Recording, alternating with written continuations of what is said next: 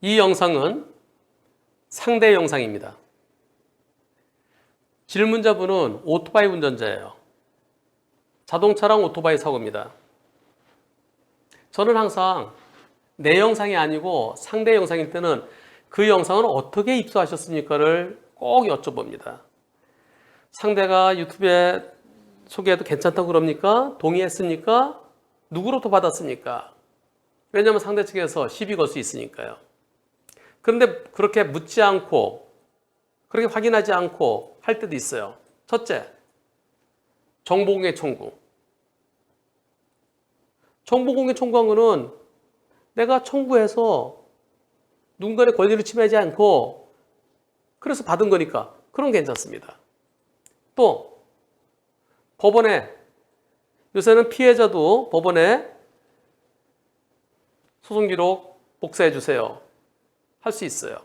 이분이 법원에 신청해서 재판 기록을 받으시면서 거기에 들어있는 블랙박스 영상을 받으신 거예요. 법원에서 받으신 거예요. 정식 절차를 통해서. 그래서 문제되지 않습니다. 즉 상대차, 가해 차량의 블랙박스 영상입니다. 소리가 조금 들리기 때문에 제가 계속 덮겠습니다. 목소리로. 소리가 하나도 없으면 너무 밋밋해서요. 가겠습니다. 어떤 일이 일어날까요? 인천입니다. 저 앞에 터널이에요. 터널을 들어갑니다. 네, 제한속도 60으로 되어 있네요. 작년 10월에 있었던 일이에요. 작년 10월 25일 터널을 들어갑니다. 터널을 들어가서요. 어떻게 하나요? 터널에서 쭉 가나요? 네. 유턴. 이러면 역주행 아닌가요? 역주행하다가 또다시 유턴하다가 오토바이랑 꽝. 아이고, 뭐 하는 거예요? 여기 들어가서. 아니, 터널 들어갔는데 이게 터널이 쌍굴일 텐데요. 그러면 한쪽 방향일 텐데요. 여기서 유턴하더니 또다시 역주행을 오다가 또다시 잘못 왔나 보다 다시 들어가는 건가요? 와, 오토바이 저기 오고 있는데 빵 하면서 그 상황 빵 소리만 들어볼까요? 여기서 다시 도는데 여기서 아이쿠, 이 사고 도대체 왜 이랬을까요? 저 오토바이 시속 60으로 쭉 올라오는데 갑자기 벅 돌면 피할 수 있을까요? 도저히 못 피하겠죠. 전혀 예상도 못하죠. 경찰이 그린 약도입니다. 어떻게 돼 있어요? 여기 쭉 가다가 한 바퀴 삥 돌더니 다시 돌다가 오토바이랑 꽝. 너무나 당연한 백대빵이죠. 도대체 왜 그랬을까요? 왜 그랬는지 모르겠어요. 저럴 때는 저긴 중앙선이 없어요. 그래서 역주행일 때 통행구분 위반.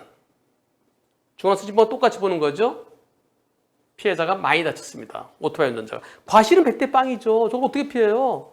쑥 올라와서 으악 못 피하죠. 이번 사고 작년 10월 25일 역주행 차량과 사고로 오토바이 운전자의 저는 대퇴부 골절 16주, 손등도 또 7주, 안과 우측 눈의 복시 현상은 지금은 좋아졌대요. 많이 좋아지셨대요. 또 치과, 사주 임플란트 3개, 그리고 2월에 퇴원해서 거진 한 110일 정도, 한 3달 반 정도. 그러니까 퇴원하셨다 또 좀 며칠 입원하고 그래서 하여튼 3달 반 가까이, 3달 반 정도. 예. 지금 통원 치료 중이시랍니다. 가해자는 불구속 기소됐어요. 6월 18일 날 판결 선고가 된대요. 가해자는 변호사 선임했답니다. 자동차 보험에서 치료 다 해주고 민사 진행될 건데 더 이상 해줄 게 없다. 형사비를 안 하겠대요. 그러다가 처음에 500만 원의 형사비 하자고 그러더니 지금 1000만 원까지 얘기가 됐대요. 근데 괘씸해서 제가 싫다고 그랬어요. 경찰, 검찰, 법원에서 저한테 사과하고 싶다고 하면서 말은 그렇게 하면서 저한테는 연락이 한 번도 없었대요. 가해자는 운전자 보험도 가입돼 있답니다. 너무 괘씸하네요. 얼마 전에 재판에서요.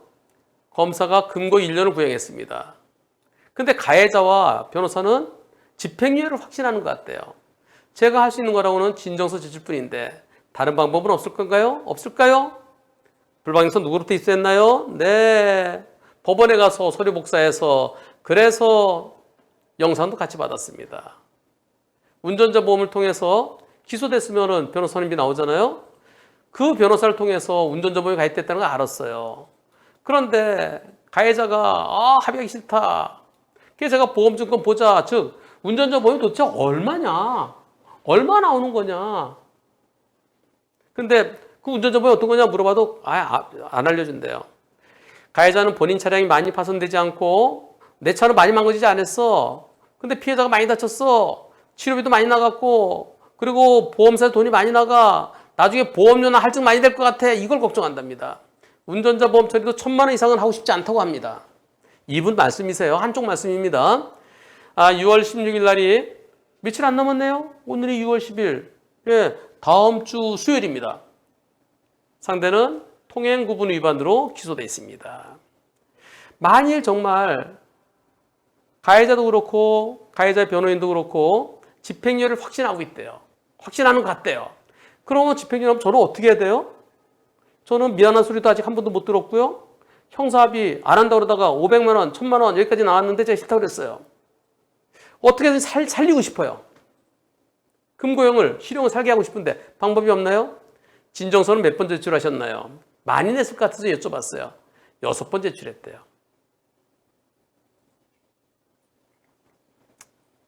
제가 이렇게 설명했습니다. 가해자의 일방적인 잘못이잖아요. 백태빵이잖아요. 피해자가 16주 진단받고 4개월 가까이 입원해 있었고 아직도 치료 중이고 어쩌면 장애가 남을지도 모르고 아직까지요. 보조기 차고 찌뚝찌뚝 걷는데요.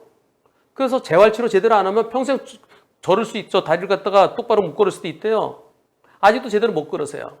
이분은 그리고 직장이 있으신데 밤에 투잡 뛰신 거예요. 지금은 그래도 직장 때문에 더 이상 오랫동안 입원 못 하시고 지금은 그래도 직장에 나가서 힘들지만 직장 다니신대요.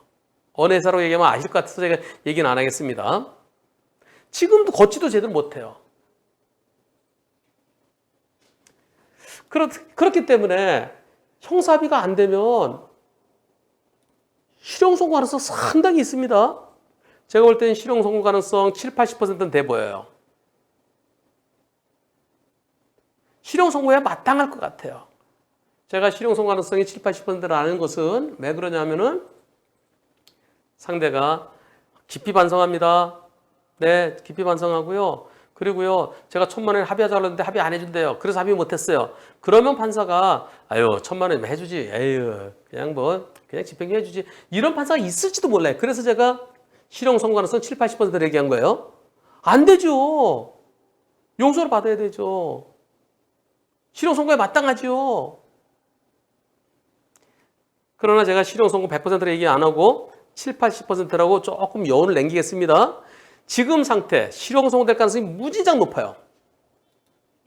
다만 실형 선고하더라도 항소심에서는 형사합의 하세요? 법정 구속은 안 할 것 같아요. 그러나 괘씸하게 보면은 법정에서 피고인을 금고 8월에 처합니다. 그렇게 존댓말도 안 해요. 피고인은 금고 8월에 처한다. 불만 있으면 이 법원에 일주일 이내에 항소할 수 있습니다. 그리고 아무 말이 없으면 그게 실형이에요. 집행유예는 다만 이 판결 확정일로부터 2년간 무형의 집행을 유예한다. 네, 이러면 다만이라고 그러면 그런 게 집행유예예요. 근데 피고인을 금고 8월에 처한다. 피고인은 금고 1년에 처한다. 불만 있으면 항소하세요. 그게 실형이에요. 그러면서 합의할 시간을 충분히 드렸죠. 그리고 피해자 측에서 엄벌해달라는 진정서가 이렇게 제출되어 있습니다. 네, 그래서 피고인을 실형에 처하면서 슉! 법정 경위. 옛날에 정리라고 그랬죠? 법정에 이렇게 청원경찰처럼 생긴 분들 있잖아요. 그분한테 슉! 이게 뭐냐면 옆방으로 데려가라는 거예요. 옆방으로 데려가게 구속시키는 거예요.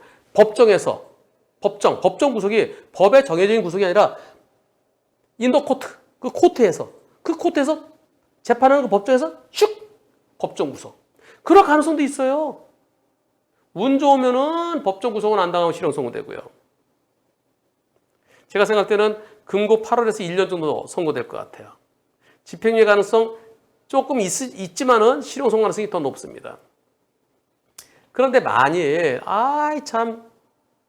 만일 1심에서 형사비도 안 됐는데 집행유예 선고되면 어떻게 돼요? 방법은 딱 하나예요. 공판검사한테 찾아가세요. 가서 검사님 저 보세요. 지금 걷지도 못하잖아요. 이렇게 지금 걷고 제가 그리고 나중에도 이게 제대로 걸을지도 할지도 모르고요. 그리고 눈도 복시고요. 그리고 임플란트 이거 보세요. 여기도 아프고요. 근데 저 사람 나한테 미안한 소리 하나도 안 했어요. 근데 집행유예 말이 돼요? 항소해 주세요. 방법 딱 그거 하나입니다.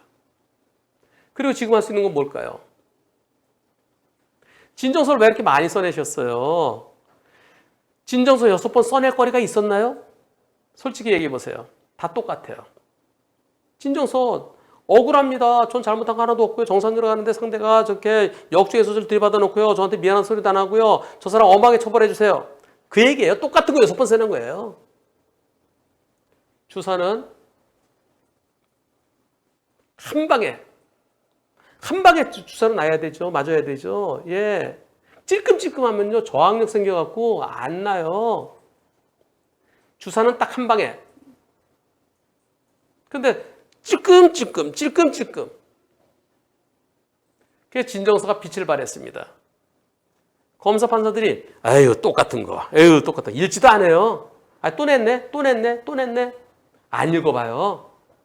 왜? 그건 증거가 아니잖아요. 어차피 똑같은 얘기 뻔히 알아요. 그래서 진정서는 한 번 또는 2번 내는 게 제일 효과적입니다. 진정서 길게 쓰면 안 읽어봐요. 바쁜데 뭐하러 읽어봐요. 무슨 얘기 써있는지 뻔히 다 아는데. 진정서는 굵고 짧게 핵심만. 이미 6번 써냈기 때문에 불필요한 진정서 많이 써내셨어요. 그럼 한 번 더 써내세요. 언제? 다음 주 수요일 날 선고해요. 내일 써내세요. 내일 써내면 판사가 월요일 날 읽어볼 거예요. 어떻게? 핵심만 써내세요. 했던 말 또 하지 마시고요. 짧게 쓰세요. 글씨도 읽기 좋게. 조그만 글씨 쓰지 마시고요. 적어도 12포인트 이상 쓰세요. 12포인트 정도가 좋아요. 그리고 문단 나는 게 열심히, 문단 뚝뚝 해서 읽기 좋게. 가해자가 아직까지 한 번도, 반성한 대로 한 번도 저한테 미안한 소리 안 했어요. 직접적 사과하지 안 했어요. 그리고 운전자 보험에 가입돼 있어요. 그 뜻만 있으면 형사비 할 수 있는데, 근데 운전자 보험에서 나오는 분 중에 조금 얘기하면서 저를 간만 보고 있어요. 너무 괘씸해요. 그래서 자기 보험료 할증될까봐 그것만 걱정하고 있어요. 내 몸은 이렇게 망가졌는데. 요거만 딱 핵심적으로 쓰세요. 그래서 도저히 용서가 안 됩니다. 그리고 상대는 변호사가 있는데 왜 그럴까요? 운전자 보험에서 얼마가 나오는지는 모르겠어요. 옛날에 가입되어 있는 거면은 사망사고 3천이고요. 요즘은 사망사고 1억이에요. 그리고 6주 이상이면은 2천만 원, 12대 중과실 중에서요. 10주 이상이면은 7천만 원, 20주 이상이면 1억 원. 지난번에 수평선님하고 차보험명의님께서 설명해 주셨잖아요. 그렇다면 설령 한도가 3천만 원이라 하더라도 사망일 때가 3천이라 하더라도 16주 진단이면 한 1,500원 넘을 것 같아요. 1,500 정도 될 것 같아요. 그럼 거기 나오는 거 다 줘야지 그걸 왜 뭐하러 아낀대요? 그리고 어떻게든지 합의서를 제출해야죠. 그래야 집행유예. 그리고 혹시 만약에 본인이 공무원이나 교직원이나 군인이라 그러면 그래야 벌금형을 기대할 수 있죠. 왜 그럴까요? 제가 볼 때는 실형 가능성이 상당히 높아 보입니다. 나중에 후회할 수 있습니다. 진정서 짧고 굵게 마지막으로 하고 싶은 말만 써내십시오. 주저리 써내면 안 읽어봅니다.